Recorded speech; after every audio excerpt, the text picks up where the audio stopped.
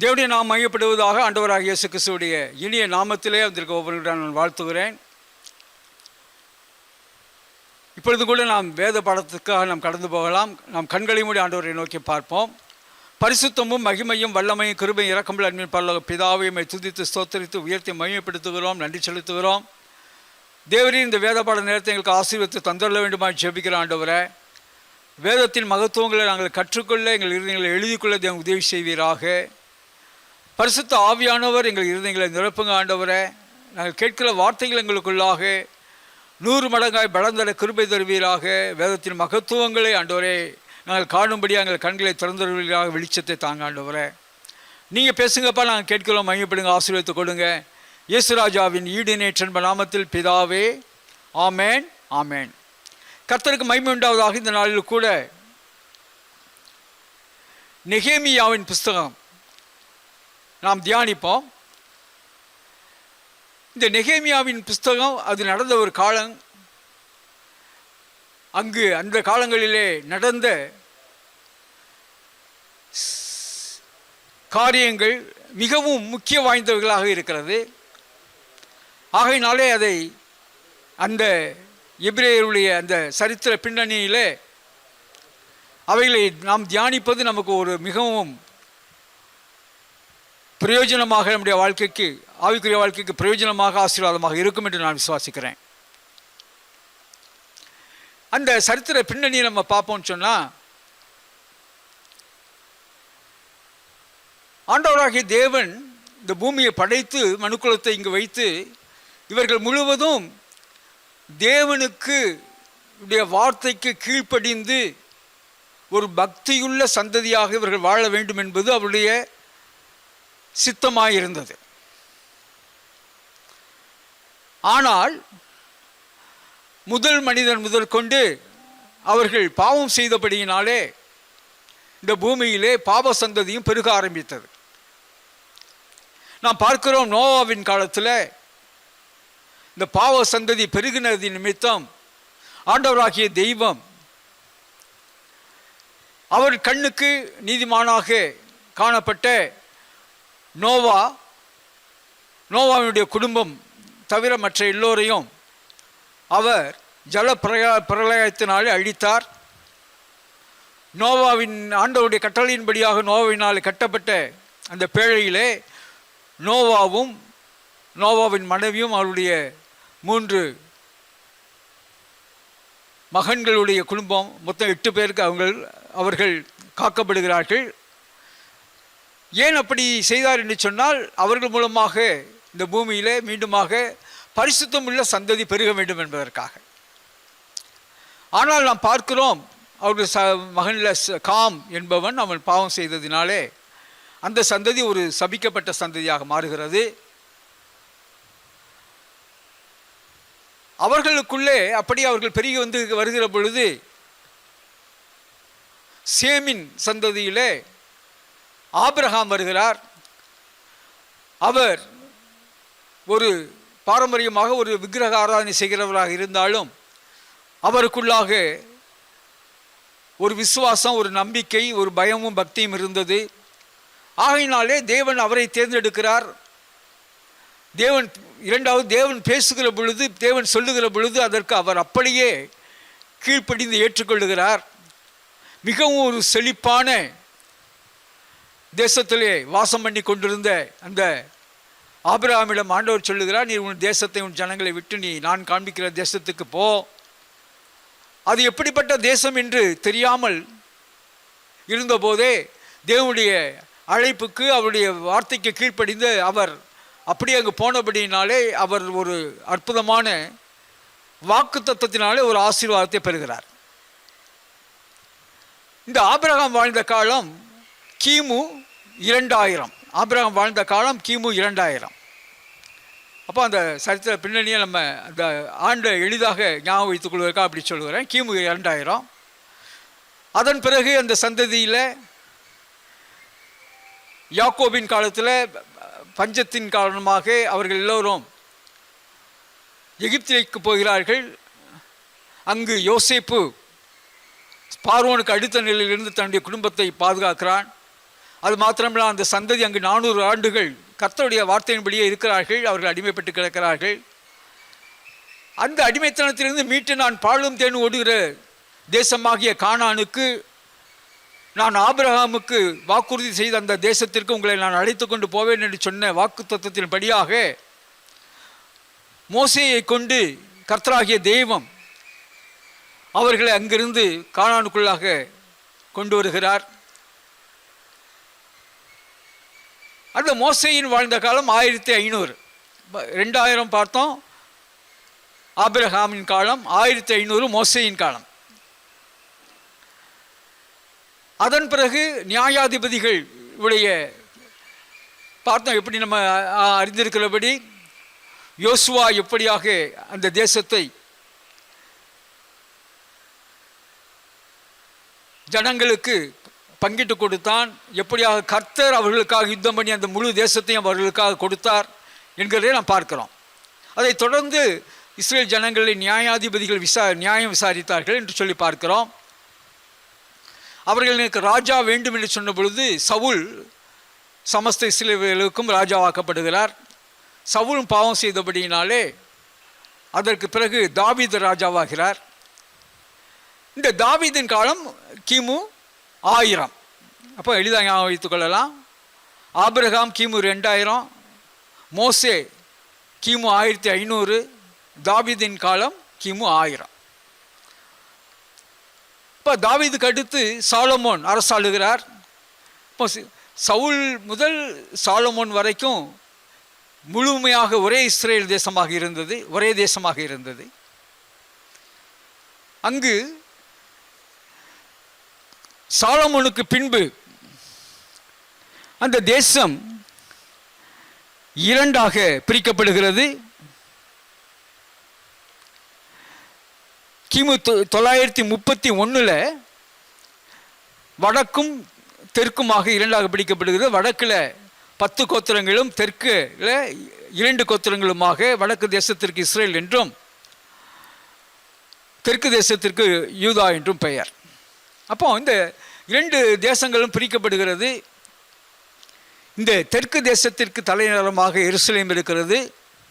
அங்கே தெற்கு தேசத்தில்தான் அந்த தலைநகரமாகிய அந்த எருசலேமில் தான் சாலமோனாலே கட்டப்பட்ட பிரம்மாண்டமான தேவனுடைய ஆலயம் அங்கே இருக்கிறது. இந்த தேசங்கள் பிரிவதற்கு முன்பாக மாத்திரமல்ல, எப்பொழுதுமே அவர்களுக்குள்ள நிரந்தரமான கட்டளை என்ன என்று சொன்னால், இஸ்ரேல் ஜனங்கள்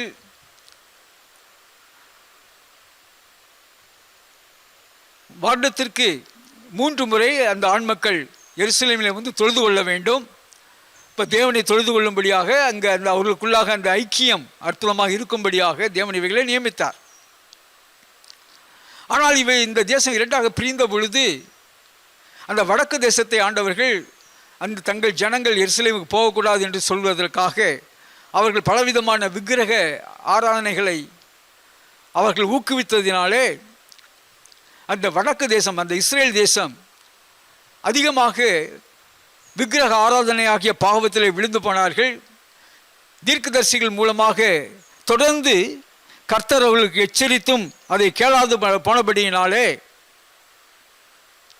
அவர்கள் சிதறடிக்கப்பட்டார்கள். இந்த தேவனுக்கும் இஸ்ரேல் ஜனங்களுக்கும் உள்ளதான ஒரு உறவு, அது எப்படிப்பட்ட உறவு என்று சொல்லி நாம் பார்த்தோம் என்று சொன்னால், அது உடன்படிக்கையின் அடிப்படையிலான ஒரு உறவு. நம்ம ஆரம்பத்திலிருந்தே பார்க்குறோம். ஆபிரகாம்கிட்ட ஆண்டவர் சொல்கிறாரு, என்னுடைய கற்பனைகளை நீ கைக்கொள்வாய் என்று சொன்னால் உன்னுடைய சந்ததியை நான் வானத்து நட்சத்திரங்களைப் போல பெருக பண்ணுவேன் என்று சொல்லி அவர் ஆசீர்வாதம் கொடுக்கிறார். நீ இங்கு பரதேசியாக தங்கி இருக்கிறதான இந்த பாலும் தேனும் ஓடுகிற தேசமாகிய கானானை உன்னுடைய சந்ததிக்கு நான் கொடுப்பேன் என்று சொல்லுகிறார். அவர் கொடுத்த வாக்கு தத்தங்கள், அவர் செய்த உடன்படிக்கை எல்லாம் நிபந்தனைக்கு உட்பட்டதாய் அது இருந்தது. நம்ம அநேக வசனங்களை நாம் வாசிக்க முடியும். உதாரணமாக யாத்திரையாகவும் 15ஆம் அதிகாரம் 26ஆம் வசனத்தில் வாசிக்கிற பொழுது, என்னுடைய வார்த்தைகளை நீ கவனமாய் கேட்டு அவைகளின் கர்த்தருடைய பார்வைக்கு நீ செவ்வையானதை செய்வாய் என்று சொன்னால் எகிப்தியருக்கு வந்த ஒரு வாதம் உனக்கு நான் அனுமதிக்க மாட்டேன், உன்னுடைய பரிகாரியாகிய கர்த்தன் என்று அங்கு சொல்லுகிறார். அப்போ அது ஒரு கண்டிஷன். அதே போல் யாத்திரையாகவும் 19ஆம் அதிகாரம் 5-6 வசனத்தில் என் வாக்கை உள்ளபடி கேட்டு என் உடன்படிக்கையை கைக்கொள்வீர்களானால், அப்புறம் ஆசீர்வாதம் சொல்கிறாரு, எனக்கு சொந்த ஜனமாய் நீங்கள் இருப்பீர்கள், நீங்கள் ஆசாரிய ராஜ்யமாக இருப்பீர்கள், நீங்கள் பரிசுத்த ஜாதியாக இருப்பீர்கள் என்று ஆசீர்வாதத்தை கொடுக்கிறார். அப்போ இந்த உடன்படிக்கை எல்லாம் நிபந்தனையின் அடிப்படையில் நீங்கள் என்னுடைய வார்த்தையை காத்துக்கொள்ள வேண்டும், உங்கள் பரிசுத்தத்தை காத்துக்கொள்ள வேண்டும், விக்கிரக ஆராதனை செய்யக்கூடாது என்று சொல்லி அவர் அந்த கற்பனைகளை கொடுத்து, இதன்படியாக நீங்கள் செய்வீர்கள் என்று சொன்னால் நான் இதையெல்லாம் உங்களுக்கு தருவேன் என்று சொல்லி அவர் ஒரு உடன்படிக்கை செய்கிறார். இந்த உடன்படிக்கையின்படியான ஒரு அற்புதமான ஒரு உறவாய் அது இருக்கிறது. ஆகையினால்தான் அந்த அவ்விதமாக உடன்படிக்கப்பட்ட ஜனங்களுடைய மத்தியிலே வாசம் பண்ணுகிற தெய்வமாக அவர் மோசே இடத்திலே ஆசரிப்பு கூடாரத்தினுடைய மாதிரியை காண்பித்து, நீ இவ்விதமாக ஆசரிப்பு கூடாரம் செய்வாயாக, உங்கள் மத்தியிலே நான் பிரசன்னமாக இருப்பேன் என்று சொன்னவர் மேகஸ்தம்பமாக அக்னி ஸ்தம்பமாக அவர்கள் மத்தியிலே அவர் வாசமாக இருந்து அவர்களை வழிநடத்தி அவர்களை போஷித்து காத்து வந்தார். தான் எப்படிப்பட்டவர் என்பதை அந்த ஜனங்களுக்கு விளங்கும்படியாக அவர் தன்னை வெளிப்படுத்தினார். ஆனால் இவர்களோ அந்த உடன்படிக்கையை காக்காதபடிக்கு விக்கிரக ஆராதனை செய்கிறவர்களாக அந்த கானான் தேசத்திலே வாழ்ந்த மற்ற ஜாதியர்கள் வழிபட்ட விக்கிரகங்களை வழிபடுகிறவர்களாக அவர்கள் ஆனார்கள். ஆகையினால் அங்கே ஆண்டவர் சொன்னார், நம்ம பார்க்கிறோம் லேவியராகமம் 26ஆம் அதிகாரத்தில் அங்கே தெளிவாக பார்க்கிறோம். அதில் ஆரம்ப 13ஆம் வசனம் வரைக்கும் பார்த்தோன்னு சொன்னால், நீங்கள் என்னுடைய வார்த்தைகளை கேட்டு என்னுடைய கற்பனைகளை கற்பிப்பேன் என்று சொன்னால் நான் உங்களுக்கு என்ன விதமான ஆசீர்வாதங்கள் எல்லாம் கொடுப்பேன். அங்கே 24 ஆசீர்வாதங்களை அங்கு ஆண்டவர் சொல்லுகிறார். உங்களுக்கு இந்த 24 ஆசீர்வாதங்கள் நான் உங்களுக்கு கொடுப்பேன் என்று சொல்லி அங்கே சொல்லுகிறார். நீங்கள் கற்பனைகளை கடைப்பிடிப்பீர்கள் என்று சொன்னால், அதே இதை உபாகமத்தில் 28ஆம் அதிகாரத்திலே நம்ம மீண்டுமாக அதை நாம் காண்கிறோம். லேவியாகமம் 26ஆம் அதிகாரம் 14ஆம் வசனத்திலிருந்து, நான் சொன்ன இந்த கற்பனைகளை நீங்கள் விட்டால் உங்கள் மீது சாபங்கள் வரும். அதனுடைய எண்ணிக்கை 54. 24 ஆசீர்வாதம் சொல்லியிருக்கிறாரு, 54 சாபங்கள் சொல்லியிருக்கிறார். இப்போ இந்த உடன்படிக்கையின்படி செய்வீர்கள் என்று சொன்னால் ஆசீர்வாதமும், அதன்படி செய்யாவிட்டால் சாபமும் உங்களுக்கு வரும் என்று சொன்னார்.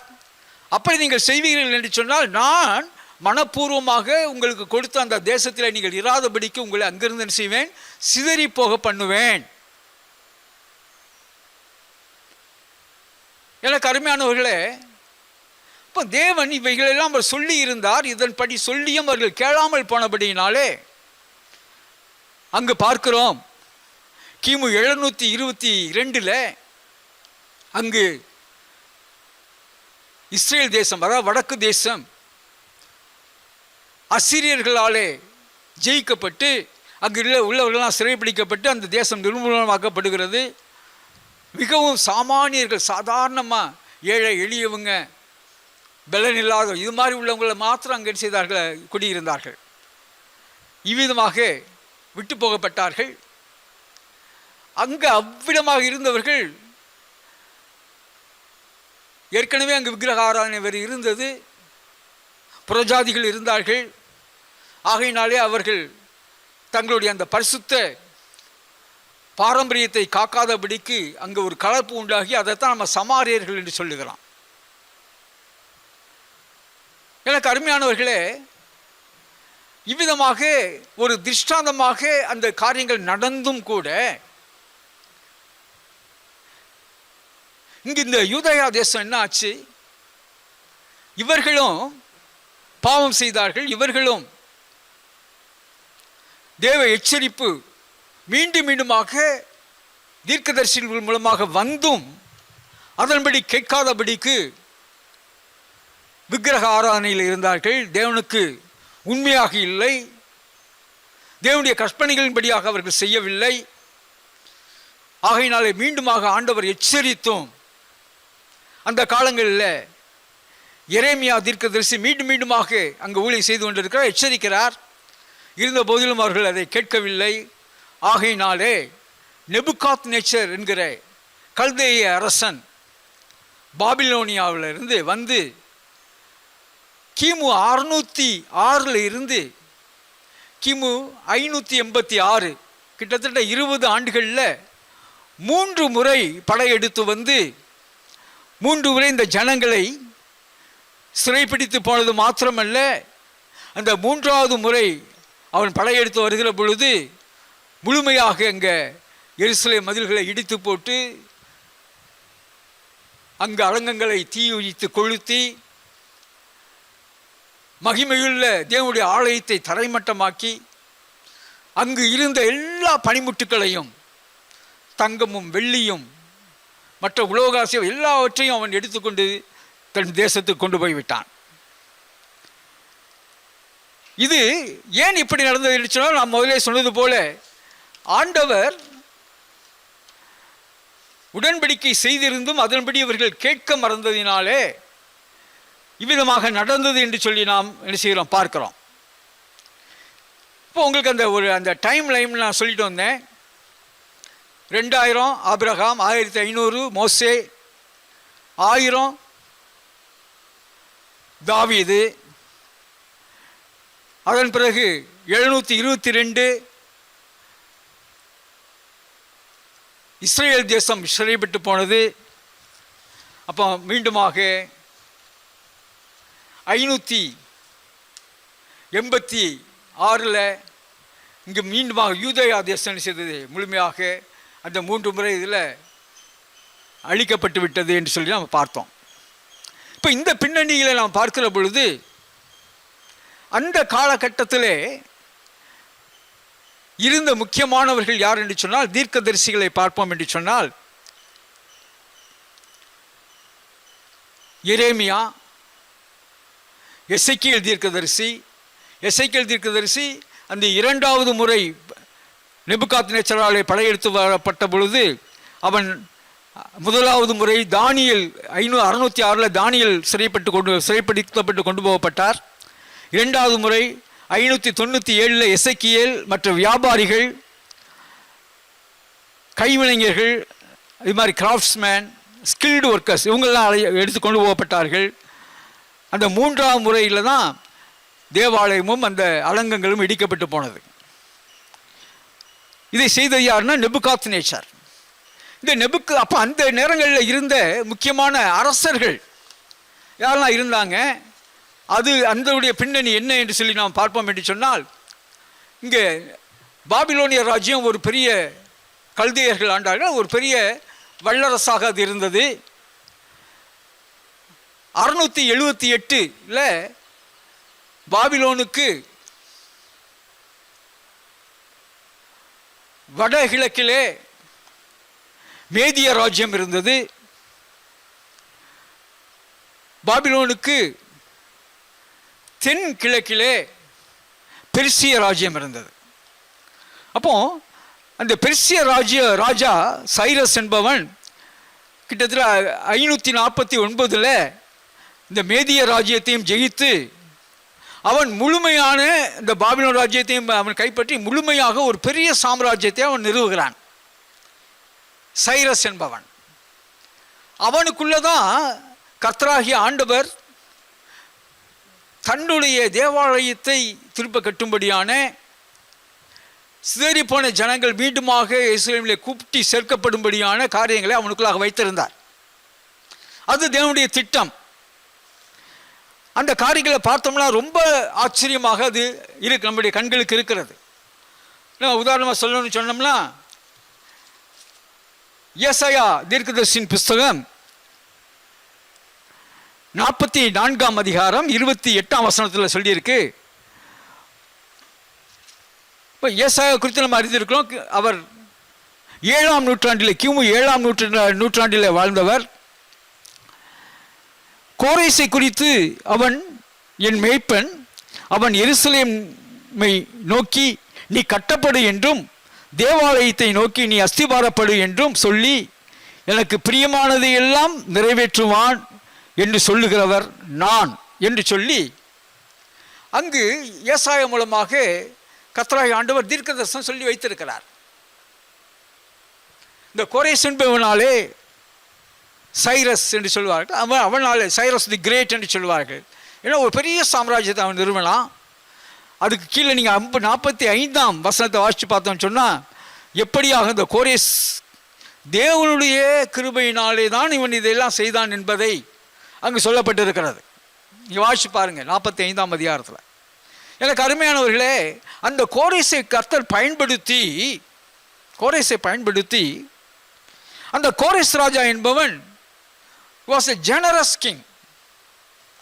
அவன் பெரிய தேசமாக வைத்திருந்தான். அது மாத்திரம் இல்லாமல் தன்னுக்கு கீழாக இருந்த பலவித மத பழக்கங்களை வழிபாடுகளை கொண்டவர்களை தான் எந்தவித நிர்பந்தத்திற்கும் உள்ளாக்காமல் அவரவர் தங்கள் விருப்பத்தின்படி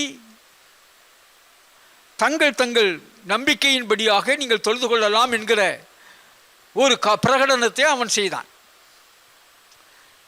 அப்படி அவன் செய்யும் பொழுது அவன் யூதர்களுக்கு மிகுந்த தயை செய்தவனாக, நீங்கள் எல்லோரும் என்ன செய்யலாம், யாரெல்லாம் போக விரும்புகிறீங்களோ நீங்களாம் எங்கே செய்யலாம், எருசலேமுக்கு போகலாம். நீங்கள் போய் அங்கே போய் செய்யலாம், அவங்க தேவாலயத்தை கட்டலாம், போக விரும்புகிறவங்களாம் அங்கே போங்க என்று சொல்லி அங்கே கோரேஸ் என்ன செய்கிறான், பிரகடனம் செய்கிறான். எனக்கு அருமையானவர்களே, அவன் ஒரு பிரஜாதியான ராஜாவாக இருக்கலாம். ஆனால் யாரையும் தேவன்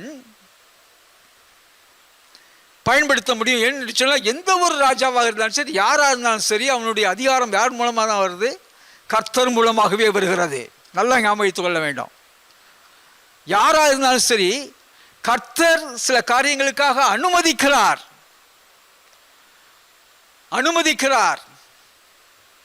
கொடூரமாக நடந்து கொண்ட இந்த நேபுகாத்நேச்சாராக இருந்தாலும் சரி, அவர் அனுமதிக்கிறார். இங்கே பார்க்கிறோம், அங்கே சிதறடிக்கிறதுக்கும் அவர் தான் செஞ்சார், இப்போ சேர்த்து வைக்கிறதுக்கும் அவர் தான் செய்கிறார். எனக்கு அருமையானவர்களே, தேவன் இவைகளை எல்லாவற்றையும் தன்னுடைய ஜனங்களுக்கு நல்லா கவனிக்கணும். அவர் தண்டனையை கொடுத்தாலும் தன்னுடைய ஜனங்களுக்கு மிக முக்கியமாக அவர் நம்பிக்கையை அவர் கொடுத்து வைத்திருக்கிறார். நம்பிக்கையை அவர் தீர்க்க தரிசனமாக அங்கு எழுதி வைத்திருக்கிறார், கொடுத்து வைத்திருக்கிறார். அதை நம்ம என்ன செய்ய முடியும், தெளிவாக நம்ம செய்ய முடியும், வேதங்களிலே நம்மாலே பார்க்க முடியும்.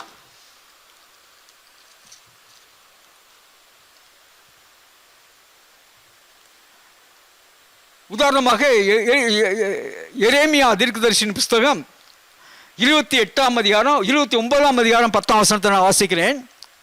பாபிலோனிலே 70 வருஷம் நிறைவேறின பின்பு நான் உங்களை சந்தித்து உங்களை இவ்விடத்திற்கு திரும்ப வர பண்ணும்படிக்கு உங்கள் மேல் என் நல்வார்த்தையை நிறைவேற பண்ணுவேன் என்று கர்த்தர் சொல்லுகிறார். நீங்கள் எதிர்பார்த்திருக்கும் முடிவை உங்களுக்கு கொடுக்கும்படிக்கு நான் உங்கள் பேரில் நினைத்திருக்கிற நினைவுகளை அறிவேன் என்று கர்த்தர் சொல்லுகிறார். அவைகள் தீமைக்கல்ல, சமாதானத்துக்கு ஏதுவானவைகளே, சேதுவான நினைவுகளே. எனக்கு அருமையானவர்களே, அதுக்கு அடுத்த வசனம் சொல்லுது, அப்பொழுது நீங்கள் கூடி வந்து என்னை தொழுது கொண்டு என்னை நோக்கி விண்ணப்பம் பண்ணுவீர்கள், நான் உங்களுக்கு செவி கொடுப்பேன். உங்கள் முழு இருதயத்தோடும் என்னை தேடினீர்களானால் என்னை தேடுகையில் கண்டுபிடிப்பீர்கள். எனக்கு அருமையானவர்களே, கர்த்தர் தன்னுடைய ஜனங்களுக்கு அவர் முன்பே அவர் தீர்க்க தரிசனமாக, இப்போ இந்த இங்கே எரேமியா மூலமாக சொல்கிறாரு, அந்த சிறைப்பட்டு போகிற காலங்களில் சொல்கிறாரு, 70 வருடத்துக்கு அப்புறம் நீங்கள் திரும்பி வருவீங்க. எனக்கு அருமையானவர்களே, ஆகையினால்தான் நம்ம வேதத்தை நாம் ஆராய்ந்து பார்க்க வேண்டும். அவைகள் நமக்கு வழிகாட்டுகிறதா இருக்கிறது. அதை பார்த்து தான் தானியேல் எப்பொழுது திரும்பி வருவோம் என்பதை அங்கு பார்க்கிறார். எனக்கு அருமையானவர்களே, நம்ம வேதத்தை ஆராய்ந்து பார்க்கிற பொழுது தேவன் தான் செய்ய போகிற காரியங்களை அவைகளை மிக தெளிவாக அங்கு எழுதி வைத்திருக்கிறார். 7ஆம் நூற்றாண்டில் வாழ்ந்த ஏசாயா சொல்றாரு, ராஜாவுடைய பெயர் முதற்கொண்டு அங்கே எழுதுகிறார். அந்த துல்லியத்தை பார்த்து பின்னாடி ஒரு சிலர் சொல்கிறாங்க, இது அப்புறம் அதுக்கு பின்பு எழுதப்பட்டு சேர்க்கப்பட்டது என்று சொல்லி. ஆயிரம் ஆண்டுகளுக்கு முன்பாகவே தேவன் என்ன நடக்கப் போகுது என்பதை அறிந்திருக்கிறார்.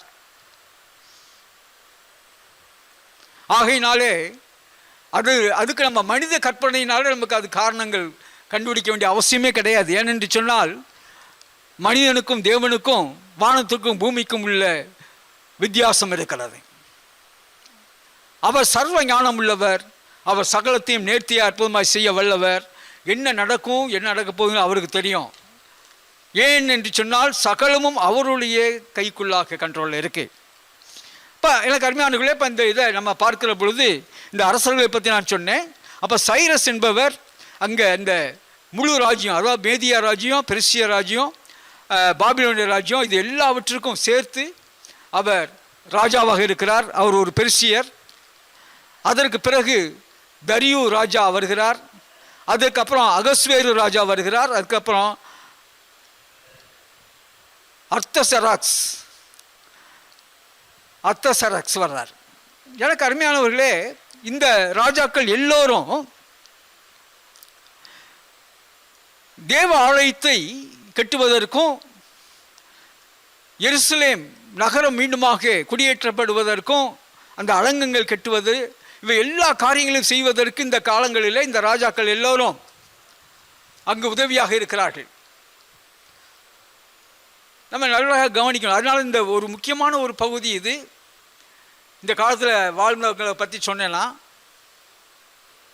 எரேமியா, எசேக்கியேல் இந்த காலத்தில் வாழ்கிறாரு. அதுக்கப்புறம் பார்த்தோன்னு சொன்னால் எஸ்ரா, அதற்கு பிறகு நெகேமியா அதே காலத்தில் வாழ்கிறாரு. மற்ற 2 தீர்க்கதரிசிகள் பார்த்தோன்னு சொன்னால் ஆகாய் தீர்க்கதரிசி, சகாரியா தீர்க்கதரிசி, இவர்களும் அந்த காலங்களில் வாழ்கிறார்கள். இவர்கள் எல்லோருடைய கூட்டு முயற்சியினாலே அங்கு மகத்துவமான காரியங்கள் நடைபெறுகிறது. இப்போ அந்த காரியத்தை தான் நம்ம இந்த புஸ்தகங்களை நாம் பார்க்கிறோம். நாம் நெகேமியா என்று சொல்லுகிற பொழுது அந்த எஸ்ரா நெகேமியா காலங்களிலே நடந்த இந்த காரியங்கள், தேவாலயத்தை திரும்ப கட்டுதல், அதன் பிறகு ஜனங்களை ஒன்று சேர்த்து மீண்டுமாக கர்த்தர் பக்கமாக அவர்களை திருப்பி கர்த்தருக்கென்று சொல்லி பரிசுத்தமாக வைராக்கியமாக வாழும்படியாக செய்தல், எருசலேம் அலங்கங்கள் கட்டப்படுதல், அநேக காரியங்கள் விதமாக ஒழுங்குபடுத்தக்கூடிய அந்த எல்லா காரியங்களும் அங்கே செய்கிறது. இவங்கள் காலத்தில் அது நடைபெறுகிறது. அதைத்தான் நம்ம இந்த 3 விதமான காரியங்களையும் இந்த எஸ்ரா நெகேமியா புத்தகங்களில் நாம் பார்க்கிறோம். 1 நாளாகமும் 2 நாளாகமும் எஸ்ரா நெகேமியா, இந்த 3 புத்தகங்களுமே எஸ்ரா என்கிற வேதபாரகனாலே எழுதப்பட்டது என்று சொல்லப்படுகிறது. எனக்கு அருமையானவர்களே, இவைகளை தியானிப்பது நமக்கு மிகவும் நல்லது. அது என்ன நடந்தது என்பதை தெரிந்து கொள்வது மாத்திரமல்ல, அதில் நமக்கு ஆவிக்குரிய அநேக காரியங்கள் நமக்கு என்ன செய்கிறது அங்கு சொல்லப்பட்டிருக்கிறது. அநேக காரியங்களை அவைகளிலிருந்து நாம் கற்றுக்கொண்டு நம் வாழ்க்கையிலே ஜாக்கிரதையாக இருக்க, அபியாசப்படுத்த அவைகள் நமக்கு மிகவும் உதவியாக இருக்கிறது. ஆகையினால் நம்ம நெகேமியாவுக்குள்ளாக கடந்து போகிறதுக்கு முன்பாக இந்த எஸ்ராவின் காலத்தில் அது நடந்ததை மிக சுருக்கமாக, அந்த முழு புத்தகத்தை நம்ம தியானிக்க போகிறதில்லை, சுருக்கமாக அந்த காரியத்தை நாம் பார்க்க போகிறோம். இங்கே எஸ்ரா புத்தகம் 1ஆம் அதிகாரத்தில் சொல்லியிருக்கு, எரேமியாவின் வாயினாலே கர்த்தர் சொன்ன வார்த்தை நிறைவேறும்படி பெர்சியாவின் ராஜாவாகிய கோரேசுடைய 1ஆம் வருஷத்திலே கர்த்தர் பெர்சியாவில் ராஜாவாகிய கோரேசின் ஆவியை ஏவினதினாலே அவன் பரலோகத்தின் தேவனாகிய கர்த்தர். அதை நம்ம கீழே வாசித்து பார்த்தோம்னு சொன்னால் சொல்கிறாரு, பூமியின் ராஜாக்களை எல்லாம் எனக்கு தந்தருளி யூதாவில் உள்ள எருசலேமிலே தமக்கு ஆலயத்தை கட்டும்படி எனக்கு கட்டளையிட்டிருக்கிறார் சொல்கிறார். அப்போ அந்த எல்லா ராஜ்யத்தையும் எனக்கு ஆண்டவர் தந்தார், கர்த்தர் தந்தார், அவர் எனக்கு ஆலயத்தை கட்டும்படி கட்டளையிட்டிருக்கிறார் என்று சொல்லி அங்கே அந்த கோரேஸ் சொல்லுகிறதெல்லாம் பார்க்கிறோம். இது நடக்கக்கூடிய காரியங்களை குறித்து நம்ம ஏற்கனவே சொன்னேன். எரேமியா தீர்க்கதரிசன புஸ்தகம் 51ஆம் அதிகாரம் 11ஆம் வசனம், எரேமியா தீர்க்கதரிசன புஸ்தகம் 29ஆம் அதிகாரம் 10ஆம் வசனம், இவைகள் ஏற்கனவே அங்கே எழுதி வைக்கப்பட்டிருக்கிறது என்று சொன்னேன். அதன்படியாக ஒரு ராஜாவை அங்கு எழுப்புகிறார். எஸ்ரா என்கிற பெயருக்கு அர்த்தம் என்னன்னு சொன்னால் உதவி. என்ன உதவி? அடிமைத்தளத்தில் இருந்து ஒரு வெளியில் கொண்டு வர்றதுக்கு தேவன் அவனை உதவியாக வைக்கிறார். அடிமைத்தனத்திலிருந்து வருகிறவர்களுக்கு தேவன் என்ன செய்கிறார்? உதவி செய்கிறார். அந்த காரியங்களிலே அதற்காக பிரயாசப்படுகிறவனாக அங்கே எஸ்ரா இருக்கிறதை நாம் பார்க்கிறோம். இப்போ எனக்கு அருமையானவர்களே, இங்கு எஸ்ரா காலத்தில் தான் எஸ்ரா அந்த இதை எழுதுறாரு. இது நடந்த காலம். இது இந்த கோரேஸ் வந்து அதை அந்த தேவாலயம் கட்டுவதற்காக பணித்த காலம் என்ன என்று சொல்லி பார்க்கிற பொழுது கிமு 536. கிமு 536 அங்கே கோரேஸ் பணிக்கிறாரு. அப்பொழுது அங்கிருந்து முதலாவது ஜனங்களை கூட்டிக் கொண்டது வந்தது யாருன்னு சொன்னா செருபாபேல். செருபாபேலை பற்றி மிக அதிக சுவாரஸ்யமான பாரம்பரிய கதைகள் உண்டு. நாம் முன்பே அறிந்திருக்கிறபடி புறஜாதி ராஜாக்கள் இஸ்ரேலில் இருந்த ராஜ குலத்தவர்கள் மிகுந்த ஞானவான்களாக இருந்தார்கள் என்பதற்காக அவர்கள் தங்களுடைய அரண்மனைகளிலே தங்களுடைய காரியத்திற்காக அவர்களை பயன்படுத்துவர்களாக இருந்தார்கள். அதனால தான் நம்ம பார்த்தோம், நேபுகாத்நேச்சார் அங்கே பாபிலோனிலே தானியேலை அவன் உயர்த்துகிறதை நாம் பார்க்கிறோம். அதே போல் இந்த காலத்திலே ஒன்று நடந்தது என்று சொல்வார்கள். இவ்விதமாக அந்த யார் நல்ல ஞானவான் என்று சொல்லி அவருக்கு கண்டறிவதற்காக ராஜா முயற்சி செய்த பொழுது பலவிதமான சோதனைகளை செய்த பொழுது கடைசி இறுதியில் விச் இஸ் யூனிவர்சல், அதாவது உலக ரீதியாக மனுக்குல ரீதியாக மேன்மையானது என்ன, அல்லது எல்லோரையும் ஒன்றாக்குகிறது என்ன, எல்லோருக்கும் பொதுவானது என்ன, மனுக்குலத்தில் எல்லோருக்கும் பொதுவானது ஒன்றாக்குகிறது, எல்லோரிடத்திலும் மனுக்குலம் எல்லாத்திலும் இருக்கிறதான ஒரு காரியம் என்ன, இதை குறித்து சொல்ல வேண்டும் என்று சொன்ன பொழுது அநேகர் சொன்ன எல்லா பதில்களில் 3 விதமாக இருந்தது. அதில் ஒரு சிலர் சொன்னாங்க மது தான் ரொம்ப முக்கியம். ஏன்னு சொன்னால் ராஜாக்கள் கூட அந்த மது அருந்தினளவு சும்மா சாதாரண ஒரு வேலைக்காரனுக்கு சமமாகிடுறாங்க. அவங்க பழகிறதுலேயும் சரி அல்லது பேசுகிறதுலேயும் சரி. அப்போ எந்த ஒரு ஏற்றத்தாழ்வு இல்லாமல் எல்லா மனிதனையும் சமமாக என்ன செய்து மது ஆக்கிறது அப்படின்னு சொல்லிட்டு ஒரு சிலர் சொன்னாங்க.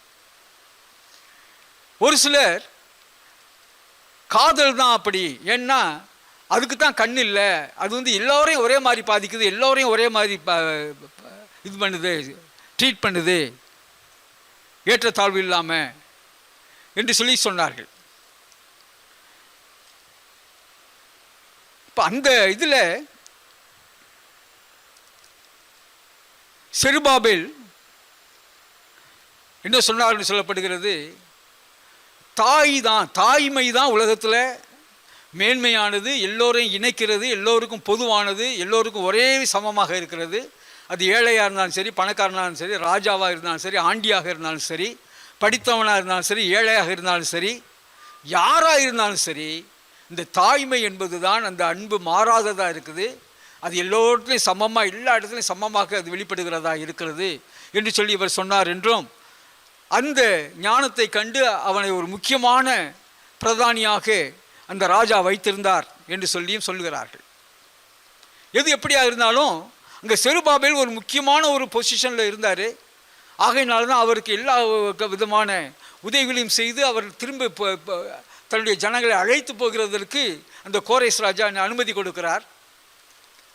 அப்பொழுது அந்த நாட்களிலே அங்கே அந்த கோரேசினுடைய ராஜ்யத்தில் கிட்டத்தட்ட 20 to 25 லட்சம் யூதர்கள் வாழ்ந்து கொண்டிருந்தார்கள் என்று சொல்லப்படுகிறது.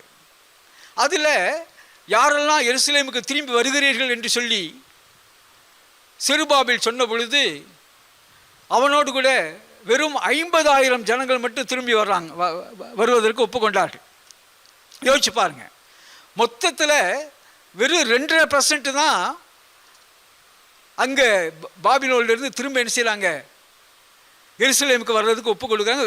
ஜஸ்ட் 2.5%.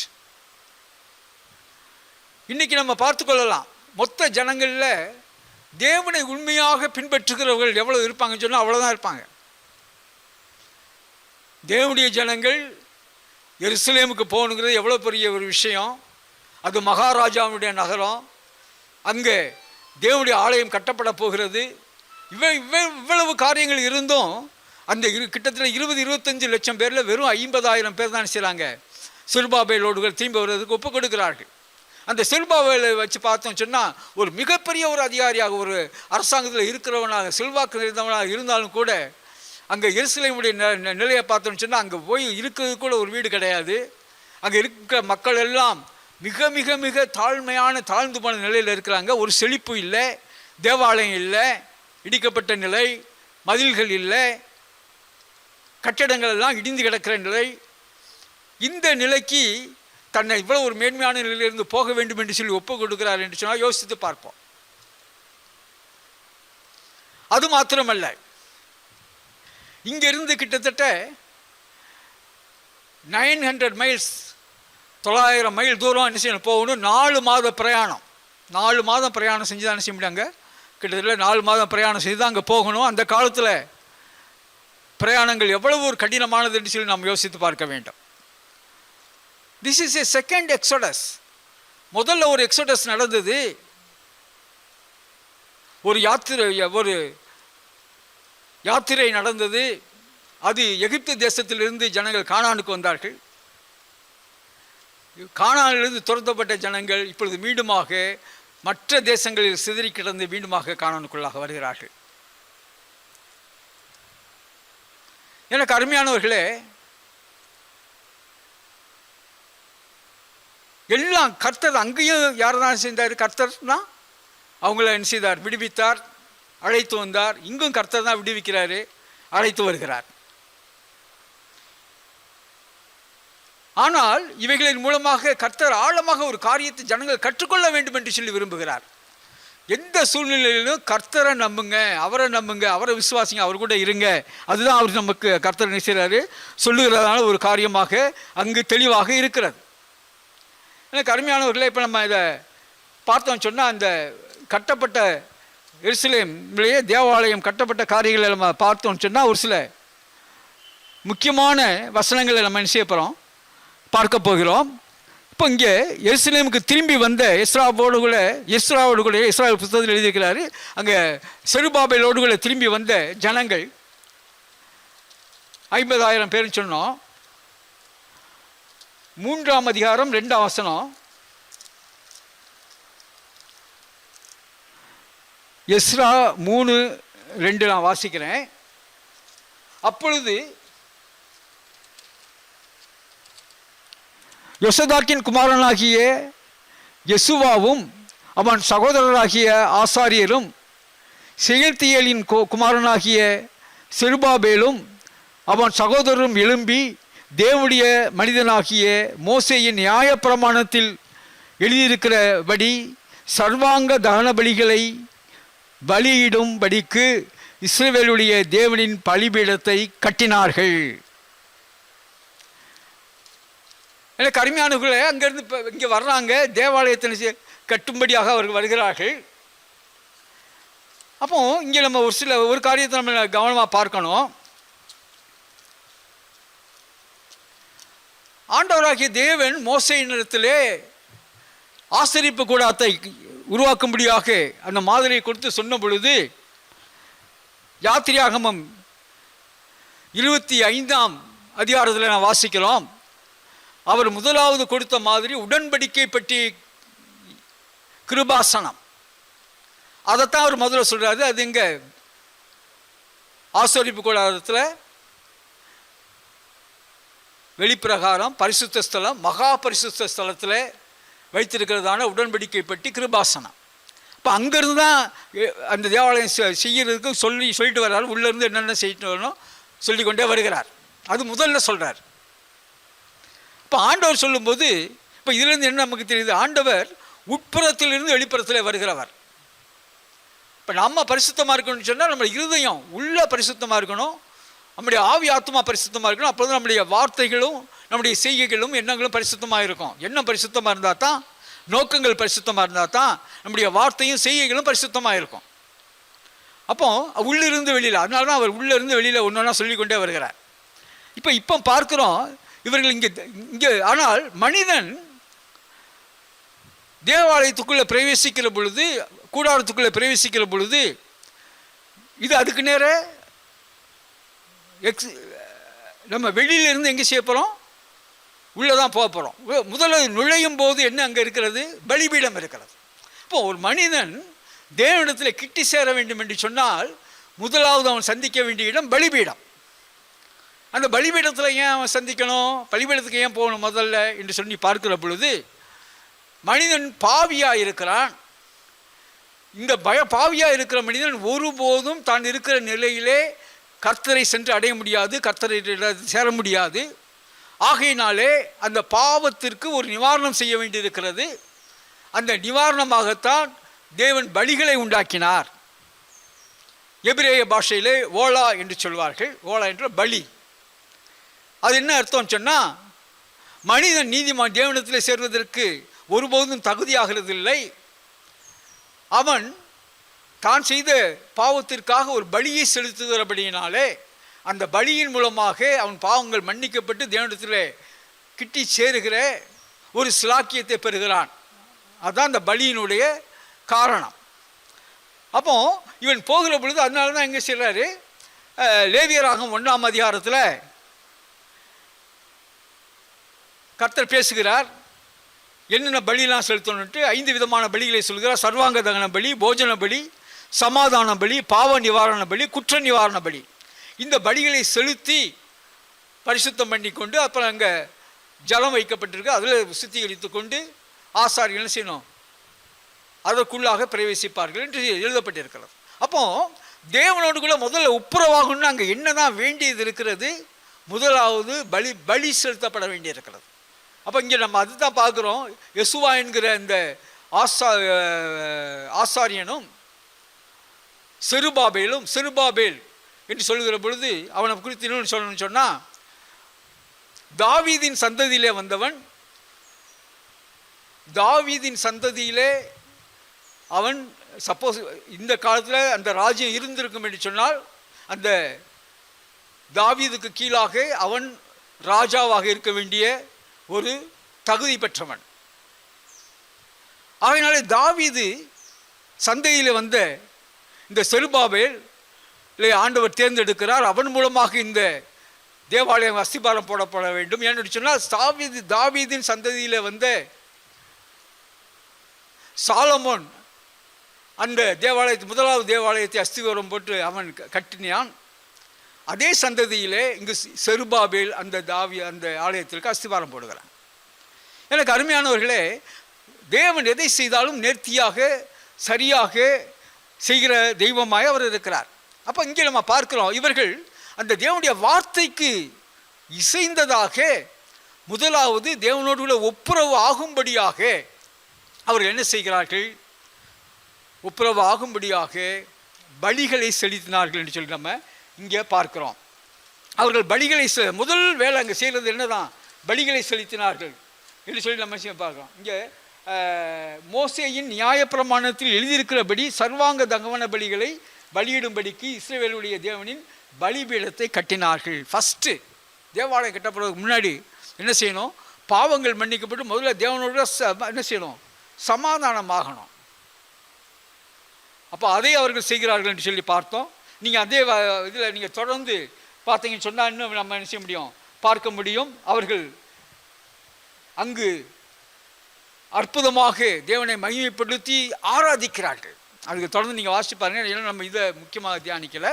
அவர்கள் தேவனை மகிமைப்படுத்தி பாடல்கள் பாடி உரத்த சத்தமாய் மகிமையாக அவர்கள் ஆராதித்து துதித்து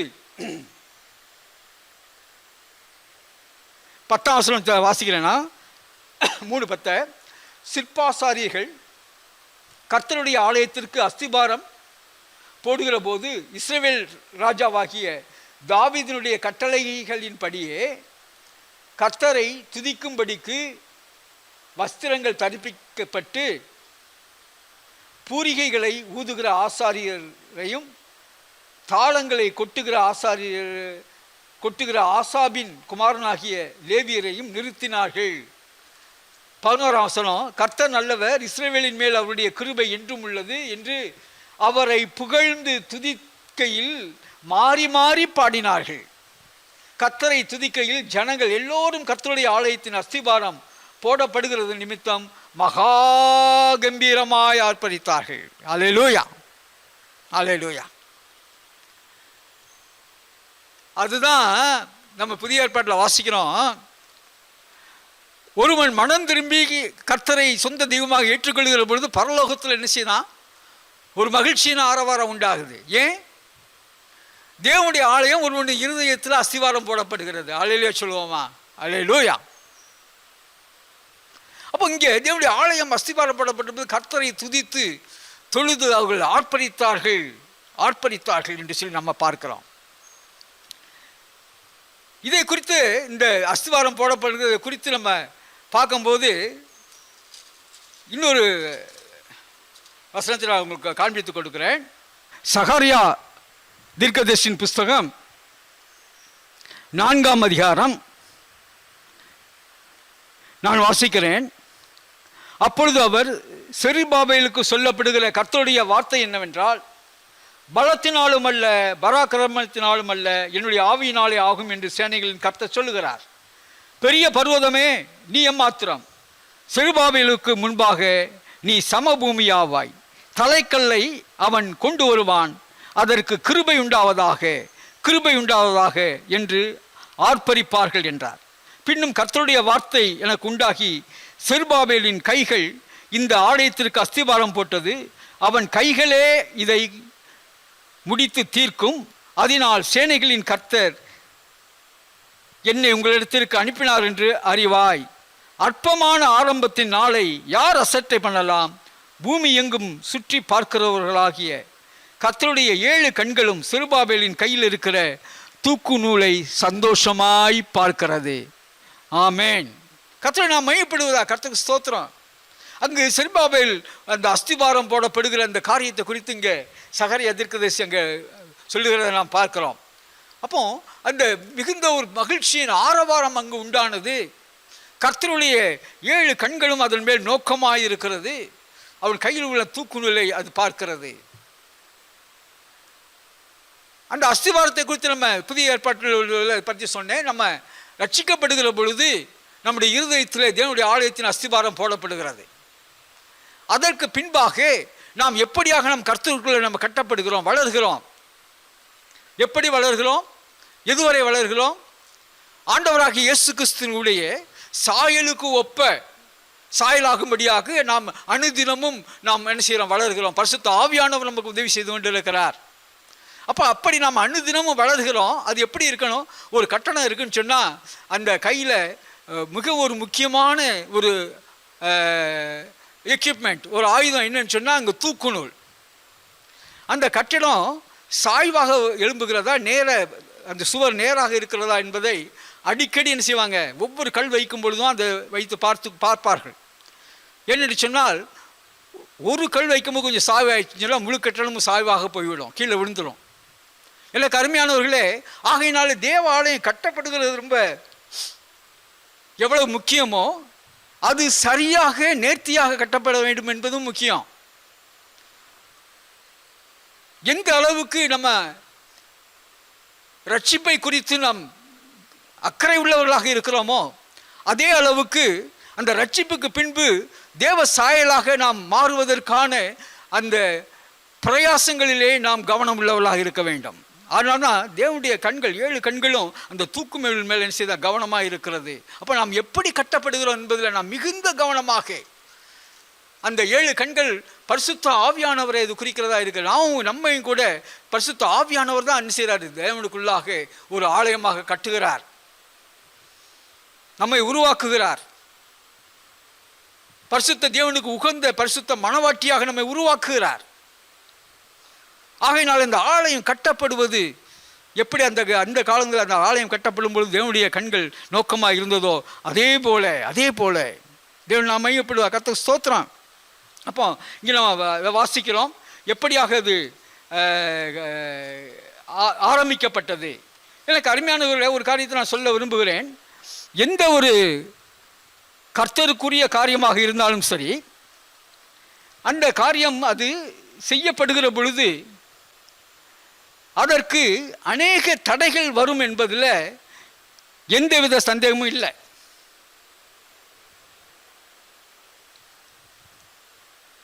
இங்கே உடனே இங்கே பார்க்குறோம் 4ஆம் அதிகாரம் 2ஆம் வசனம், எஸ்ரா 4:2. இங்கே சத்துருக்கள் என்ன செய்கிறாங்க, இங்கே ஆலயம் கட்ட ஆரம்பித்த உடனே அவர்கள் செருபாபேலிடத்திற்கும் தலைவனான பிரதானிகளிடத்திற்கும் வந்து, உங்களுடைய கூட நாங்களும் கட்டுவோம், உங்களைப் போல நாங்களும் உங்கள் தேவனை நாடுவோம் என்று சொல்லி அவர்களும் வருகிறார்கள். அதே போல் நாங்கள் இந்த காலத்திலேருந்து நாங்கள் என்ன செய்கிறோம், அதை இங்கே பலியிட்டுக்கிட்டு இருக்கிறோம் உங்களை மாதிரியே.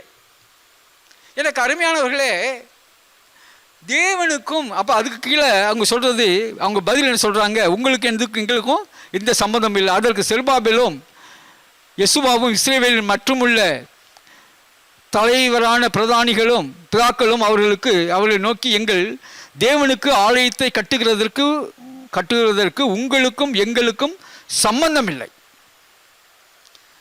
எனக்கு அருமையானவர்களே, நம்ம கர்த்தருக்குள்ள வளரணும் என்று சொல்லுகிற பொழுது நமக்கு எதிராக இருக்கிறதை போல இல்லை, நம்ம கூடயே இருக்கிற மாதிரி நம்மளை கெடுக்கிறதற்கு சாத்தான் பலவிதமான வளர்ச்சியை குன்ற பண்ணுகிறதற்கு, வளர்ச்சியை தடை செய்வதற்கு, இப்போ நாங்களும் சேர்ந்து கட்டுவோம்னு சொல்லி அவங்க எதிரிகள் வந்தது அதை கட்டி முடிப்பதற்காக அல்ல, அதை தடை செய்து எப்படியாவது அதை தடை செய்து நிறுத்தணுங்கிறதுக்காக தான்.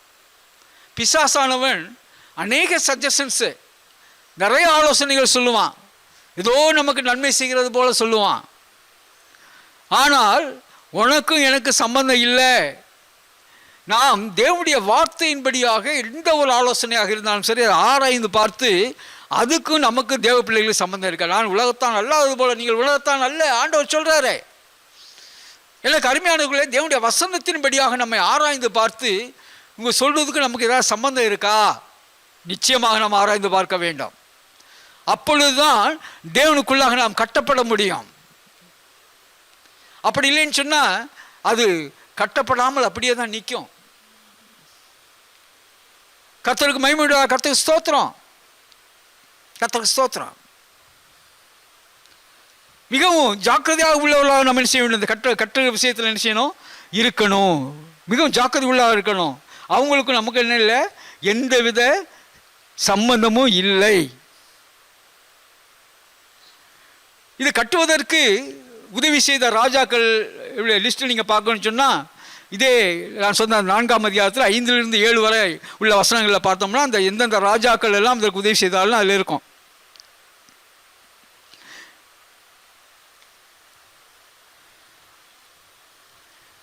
சரி, இவ்வளவு ஒரு முக்கியமான ஒரே ஒரு வசனத்தை மட்டும் இப்போ நம்ம பார்த்து நம்ம என்ன செய்ய போகிறோம், இன்றைக்கி செஷனை முடிப்போம்.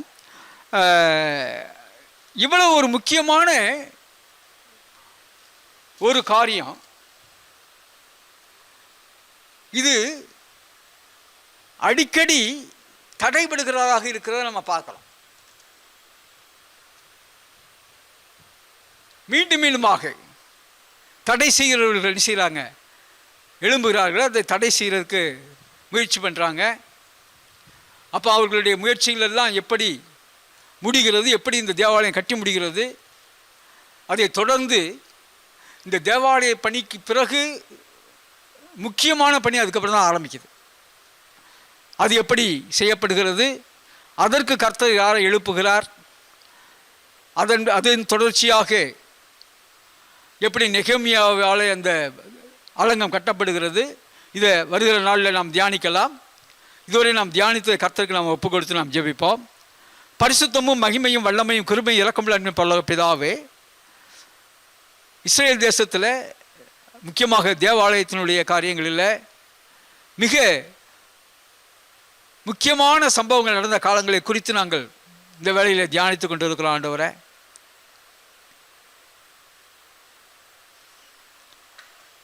தேவன் கொடுத்த வாக்கு தத்தத்தை நாம் தொடர்ந்து தக்க வைத்துக் கொள்ள வேண்டும், ஆசீர்வாதத்தை தக்க வைத்துக் கொள்ள வேண்டும் என்று சொன்னால் நாம் எவ்வளவு ஒரு ஜாக்கிரதை உள்ளவர்களாக இருக்க வேண்டும், எப்படியாக தேவனுடைய வார்த்தைக்கு கீழ்ப்படுகிறவர்களாக தேவனுக்கு பிரியமாய் நடக்கிறவர்களாக இருக்க வேண்டும் என்பதை இந்த இடத்துல நம்ம வாசித்தோம்.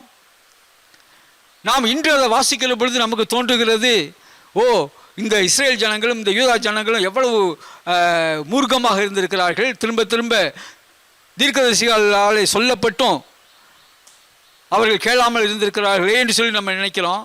ஆனால் நாம் நமக்கு கொடுக்கப்படுகிற வார்த்தையில் எவ்வளவு நம்ம கேட்டு நம்ம கீழ்ப்படிந்திருக்கிறோம். பரிசுத்த ஆவியானவர் தம்முடைய வார்த்தையில் நமக்கு எழுதி வைத்திருக்கிறாரே, ஆண்டவராக இயேசு கிறிஸ்து நமக்கு எல்லாம் சொல்லி வைத்திருக்கிறாரே, இதோ நான் சீக்கிரமாய் வருகிறேன், நீங்கள் ஆயத்தமாக இருங்கள், உங்களை அழைத்து கொண்டு போவேன் என்று சொல்லி இருக்கிறாரே. இவையெல்லாம் நம்ம எவ்வளவு கேட்டிருக்கிறோம். அவங்கள பார்த்து நம்ம ஜட்ஜ்மெண்ட் பண்ணுறோம். நம்ம இதை கேட்டு நம்ம எவ்வளவு ஜாக்கிரதை உள்ளவர்களாக இருக்கிறோம். அவர்கள் கீழ்ப்படியவில்லை, நாம் கீழ்ப்படிந்திருக்கிறோமா? அவர்கள் பயப்படல, நம்ம இன்னைக்கு பயப்படுறவர்களாக இருக்கிறோமா? எனக்கு அருமையானவர்களே, தேவன் கொடுக்கிற எச்சரிப்புகளை நாம் கேட்கவில்லை என்று சொன்னால் நிச்சயமாகவே அதனுடைய விளைவுகளை சந்திக்கவே வேண்டும் என்கிறத குறித்து நாம் நிச்சயமாக நம் இருதயத்தில் வைத்துக் கொள்வோம். இந்த வார்த்தைகளை கர்த்தர் நமக்கு ஆசீர்வாதமாக்கி தருவாராக. தொடர்ந்து வருகிற நாட்களில் ஜெபிக்கலாம்.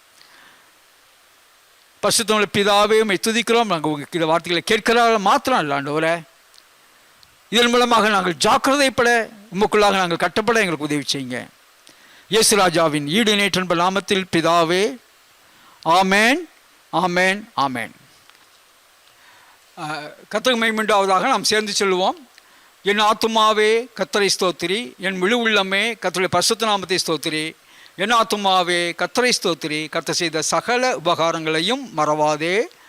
ஆமேன், ஆமேன். Praise Lord. எல்லோருக்கும் ஸ்தோத்திரம். கர்த்தர் ஆசீர்வதிப்பாராக. Praise Lord.